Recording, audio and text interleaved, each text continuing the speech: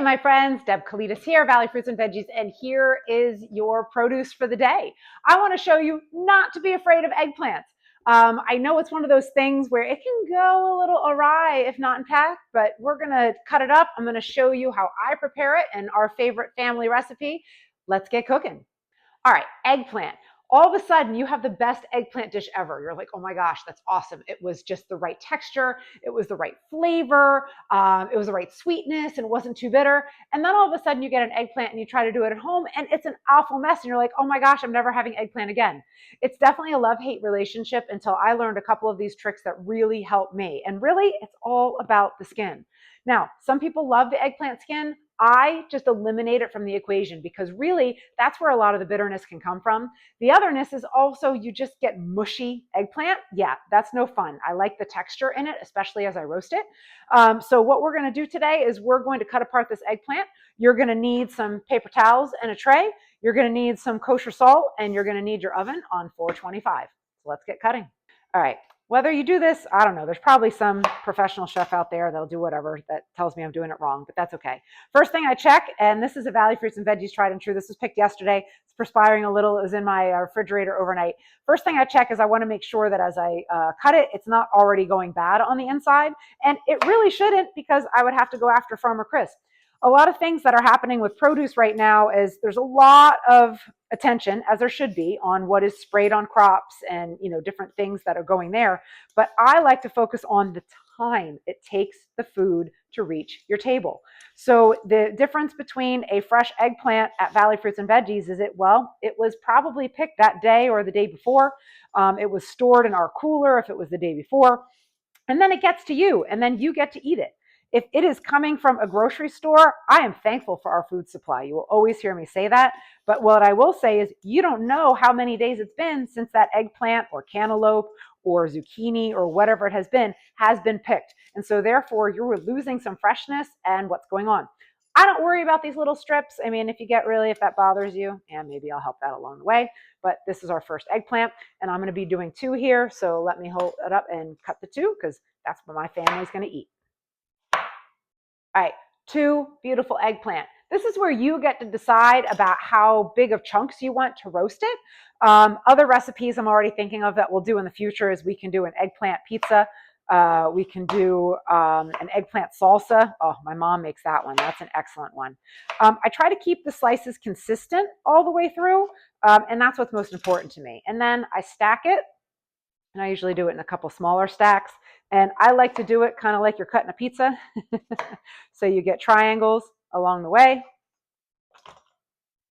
And then I'm going to put these on the tray with my paper towels.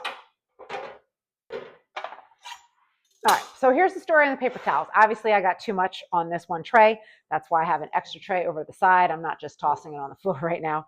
And this is what I do. I try to make it lay flat. I look to see if I have any extra big pieces that, I just want to cut real quick to make it a little bit smaller so it roasts evenly in the oven. Let me adjust this so you can see it a little bit better. There you go. I am then going to take the salt to it. And I'm just going to nicely salt it of what we got here. And that's where it's important to kind of flip it over a little bit. Make sure the salt gets on both sides as best as possible. There we go. Laying it flat again. So as you have your beautiful pieces on your tray, you have a paper towel underneath. You've now floofed them around. We've shaken the salt. Now what I want to do is I want to give a little bit of pressure with the paper towel to be soaking up that moisture a little bit. And we're going to let it sit for about 15 to 20 minutes. It's now been about 15, 17 minutes, somewhere around there. Our eggplant has wonderfully, you can see the moisture in the paper towel. And this really makes a difference. So don't skip that part. And this is how you don't get mushy eggplant. So I have 2 trays here because it kind of overloaded. I want to make sure paper towel had maximum contact. So I am actually going to remove the paper towel on this one. Let's do that over here as well. Oh yeah, lots of moisture coming out, which is great. And the underhanded one, ooh, even better. Even better. I'm going to combine both trays into one. And this is where it's time to get messy. So maybe you like to wear gloves, maybe you don't like it, but I am going to now be drenching with some extra virgin olive oil. Please use the natural fats. Use extra virgin olive oil or avocado oil Avoid the seed oils at all costs. It's no good for you. I come on over here.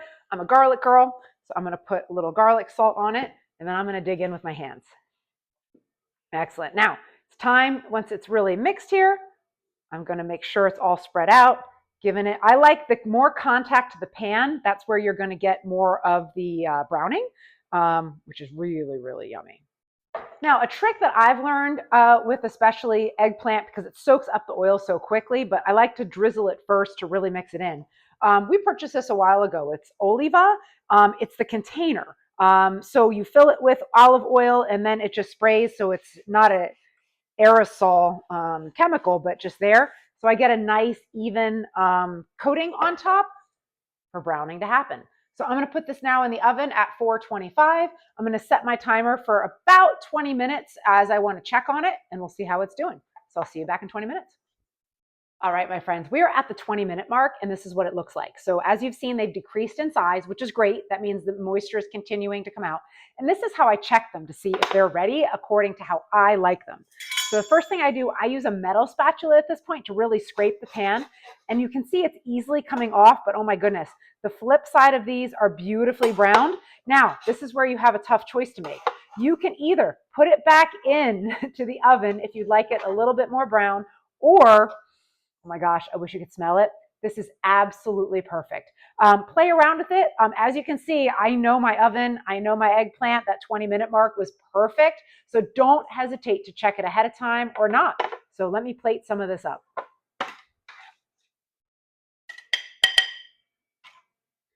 I'm not going to eat too much because I need to save this for the dinner portion. I'm doing a grilled chicken as well.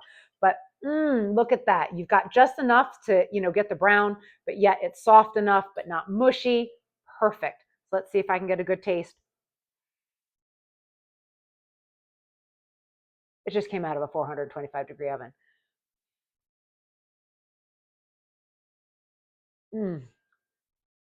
Melts in your mouth. I get the salt, I get a little bit of the garlic, the olive oil coming out. So my friends, it's time. Check on Valley Fruits and Veggies website or our social media. That's where we're constantly updating what produce we have. Come on out, see what we have, and definitely try some eggplant. Oh my gosh, this is going to go great with chicken. I'll see you at the farm soon. Have a good day.